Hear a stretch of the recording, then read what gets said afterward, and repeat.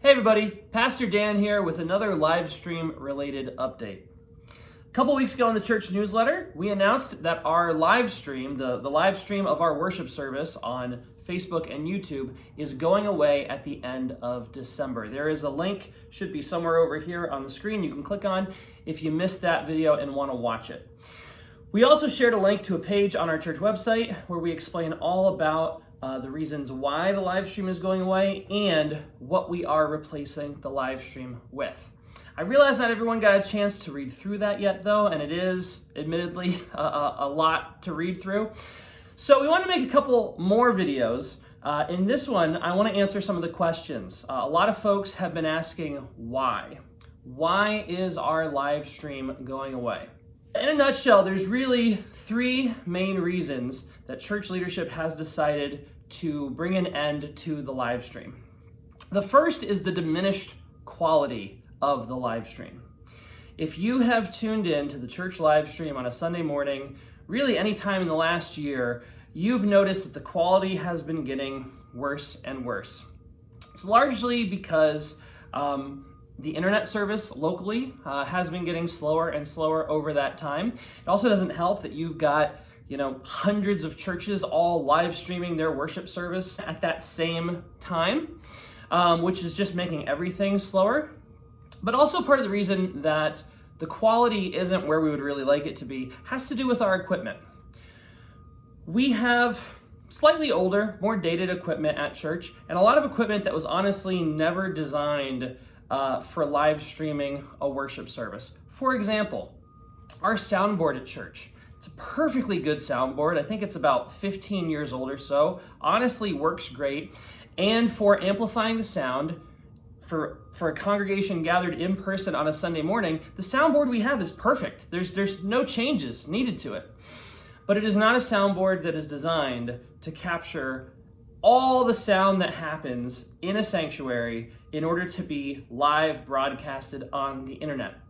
We don't have enough channels on the soundboard to really capture everything, nor do we have enough microphones, quality microphones, microphone cables to capture all the sound. So like if you tune in to one of our live stream worship services lately, there's a lot of stuff you can't hear. The video quality isn't the greatest, which is really frustrating because we're using a really good camera that we invested in for the live stream. But because of a number of factors largely centered on where our tech room is located, that camera has to be mounted way in the back of the sanctuary, up in the balcony, about the furthest it could possibly be from all the action happening at the front of the sanctuary, which means that camera is zoomed in as far as it can be zoomed in.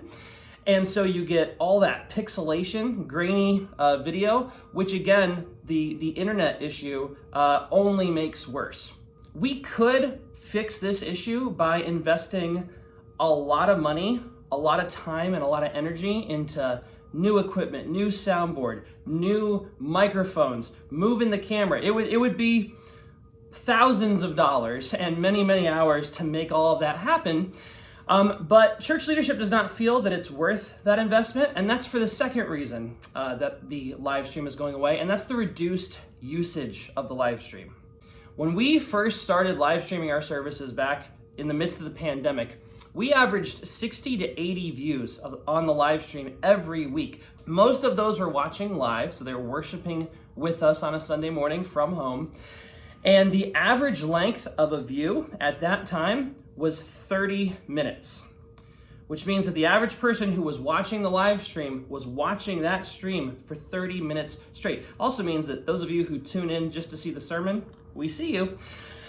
But in the last year, we have seen those numbers, that usage of the live stream decline significantly to where now our live stream averages about 12 views per week. On a good week, it might be as many as 20, but more normally it's around 9 to 12 views that our streams are getting every week.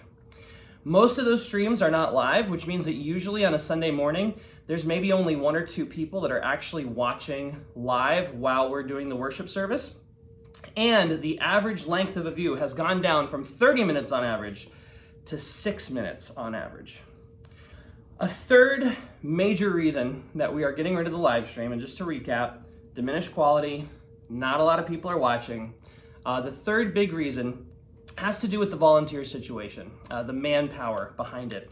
For the last going on 3 years or so, Max Young, Pastor Elisha's oldest kid, has been pretty much solely responsible for making sure the live stream happens.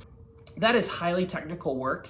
It's the sort of thing that you can't really be worshiping while you're manning the live stream. There's just too many moving parts. You got to fix any little thing that goes wrong. And Max has been doing that each and every Sunday for 3 years.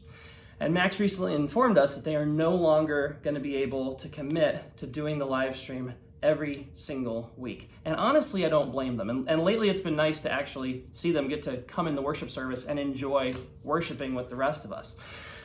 But that does leave us at a bit of a crossroads because we could try to recruit a whole new team to do the live stream, but it's honestly not a great team task. Not like other volunteer things at church where you can have a few different people do it on different weeks. The work is so technical and so complicated that you really need 1 or 2 people who are doing it every single week. And that's just too much of a burden to put on anybody.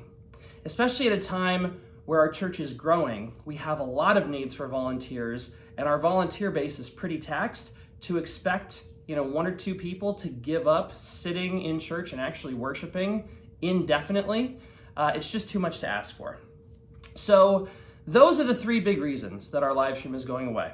The quality's not where we want it to be, not a lot of people are watching it, and we don't have the manpower to pull it off well. But we're not leaving you hanging though. In another week or 2, we're going to put out another video covering what we're doing to replace the live stream. If you want to read up on that though, find the link in this video to read that page on our website where we have all this information laid out. Thank you for bearing with us through this transition. Contact the church if you have any questions at all. Grace and peace.